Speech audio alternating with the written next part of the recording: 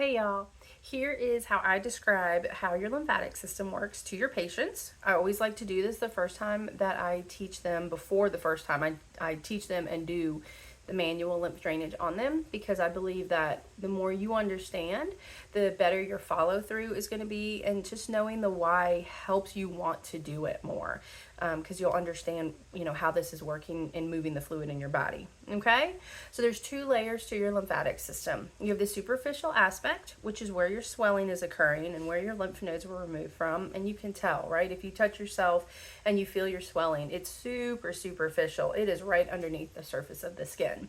You also have a deeper aspect to your lymphatic system, lymph nodes around your organs and whatnot.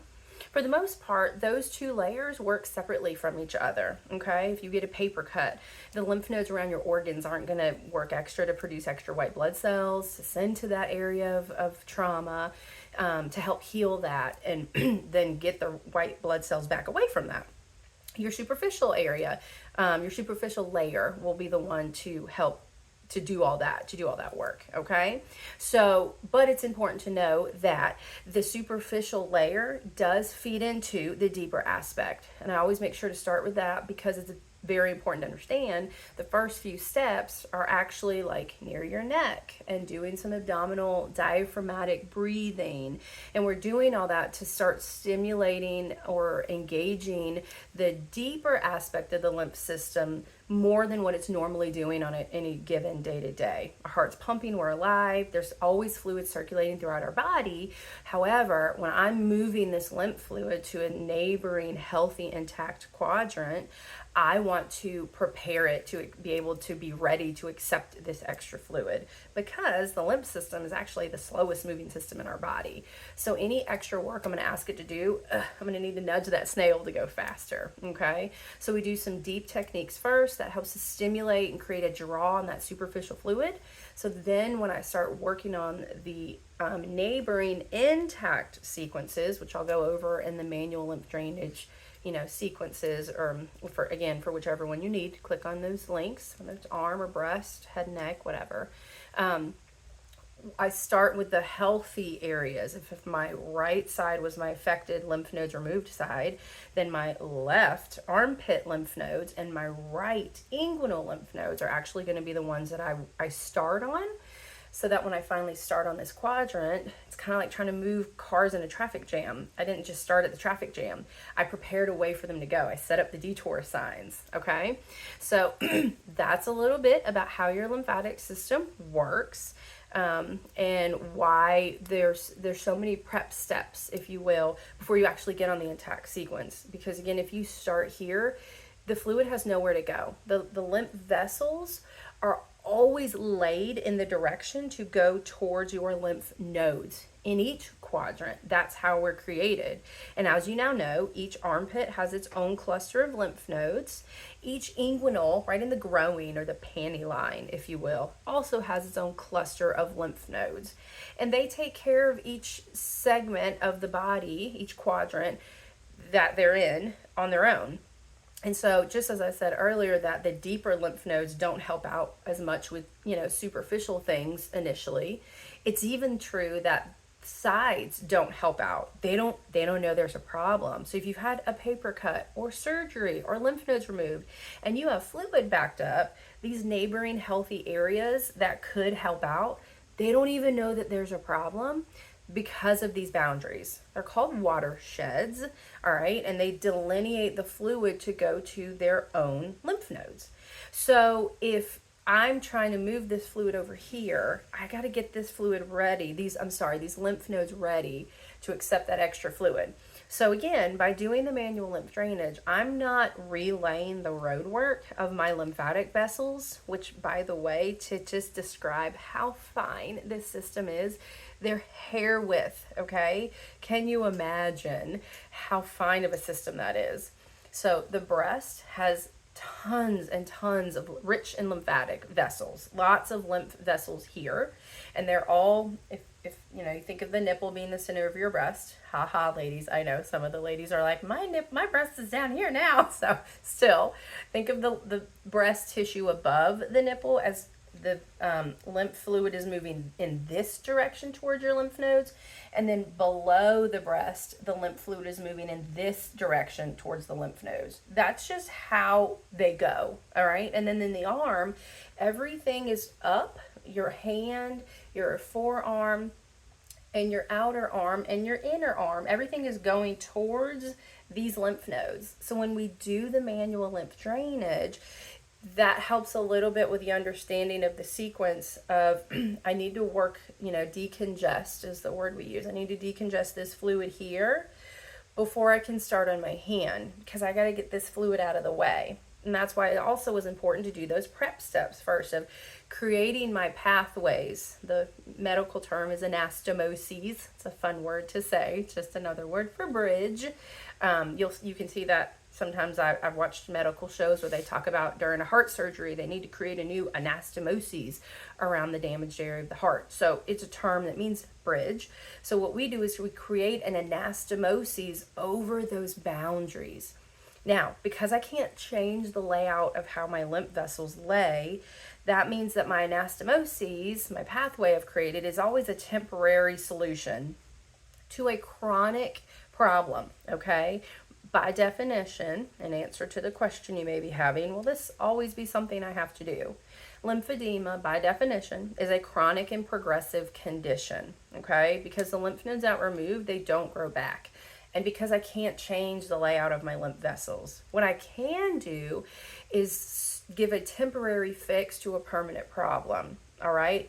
But the more I fix that problem, the problem being extra lymph fluid starting to accumulate outside of those lymph vessels, because the lymph vessels have gotten so backed up with fluid because the lymph nodes that are left can't handle the day-to-day fluid anymore if you've started having that accumulation in the breast or down in, the hand or the forearm, which is where you would see it first if you were noticing it in your arm, okay? If you were noticing it in your breast, it's more common to see it underneath because a lot of times the scars tend to be more on the outside of the breast. That's where tumors tend to be more often, not all the time, but pretty often. And you've just got gravity working against you. So you've got gravity, the fluid gets up against gravity. Darn it, there's scar tissue. Oh, finally made it to the lymph nodes. They're not all there and they're backed up. So the fluid just starts to back up and it starts to fill up in what we call the interstitial spaces, which is the spaces in between your tissue. That is the fluid I can move. That's your lymphedema, okay? So by doing these very specific step-by-step sequences of the manual lymph drainage, okay, we can lessen the amount of that fluid. So no, this isn't a permanent fix. However, the more that I lessen the amount of fluid in this area, the better my lymph nodes that are left can manage with keeping up with the day-to-day flow, okay? And that's why it's also important to think about, when you exercise or you're doing any kind of highly repetitive activities, maybe it's yard work and you're out there for a couple hours and you're digging and you're pulling, and it's okay to do all that stuff. Don't hear this wrong. I always tell my ladies that lymphedema, having it or trying to prevent yourself from getting it, right? Because we still need to be careful. Even if you don't have it yet, you don't want to get it. It's not a life-stopping event, okay? It's just a life-altering one. You can still do whatever you want to do. It just might look a little bit different. Maybe you used to go out in the yard for like 3 hours in the heat of the day. You didn't think about it. You just went when you had time and you did whatever you needed to do, and that was that. Well, now maybe we plan to go earlier in the day when it's not as hot. Maybe you make sure to wear your gardening gloves every time to try to prevent those nicks and cuts from thorns and sticks and whatever.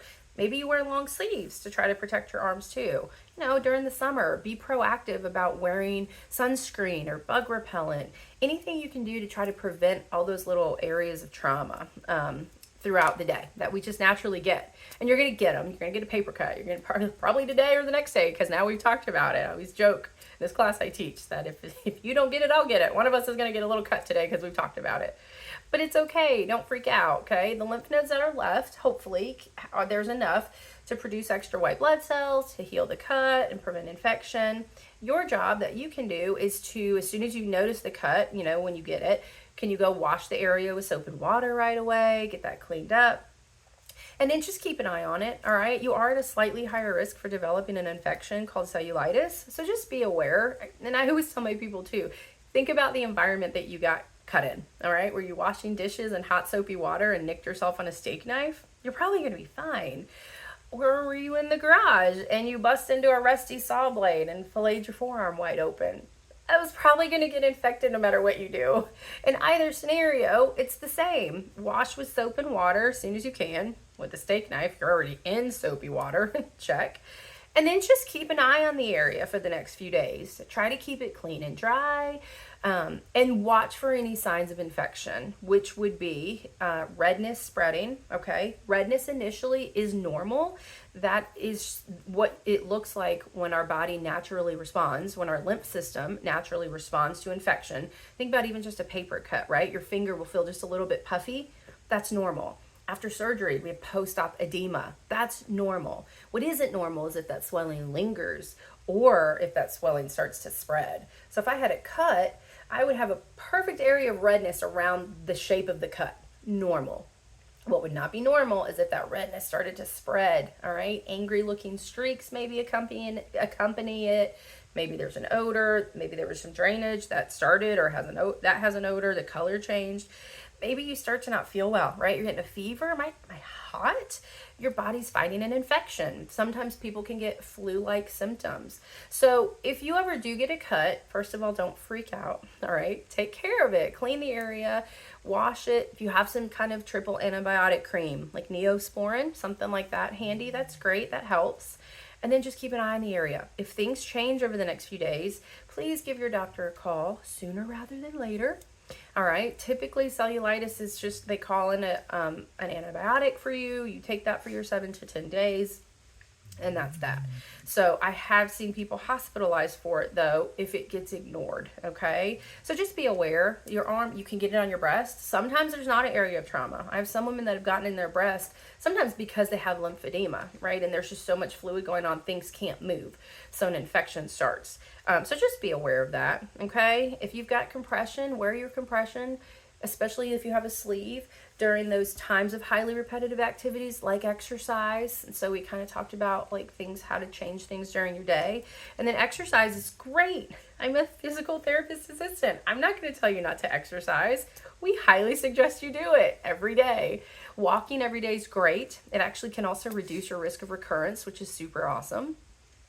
But also, if you take your time building up your strengthening, that will help keep your risk of lymphedema low also. All right. So don't just dive in and go hot and heavy, with the weights and the repetitions the first time you're back in the gym, because guys will joke about feeling swole right after their workout. My husband will send me a picture sometimes before he gets home, because he knows by the time he gets home, that big bicep that's pumping with the veins popping, it's not going to look like that by the time he gets home, because his healthy lymphatic system is kicked in, flushed all that extra fluid. One of the benefits of working out, right? Where does it go? What's one of the first things you have to do after a good workout? You got to pee.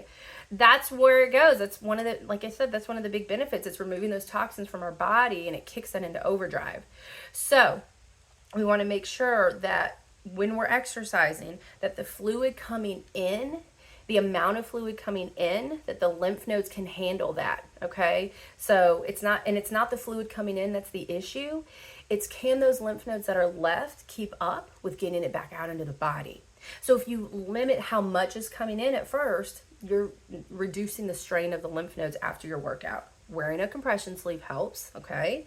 And then also just taking your time building up the amount of repetitions you're doing and how heavy your weights are. Just start low and slow and progress in that mindset, all right? Hit me up with any questions. Hopefully you understand your lymphatic system a little bit better and why the steps are so important to follow. You can't just jump into, I just wanted to work on my hand for a little bit. I felt like it was swollen. My patients will tell me that all the time. I'm like, yeah, but then how did your wrist feel later? It was kind of hard to move. It was stiff. You didn't move the fluid anywhere. You just moved it from here to here. You got to get it all the way out. All right. I hope you guys are having a great day. Thanks for tuning in. Bye.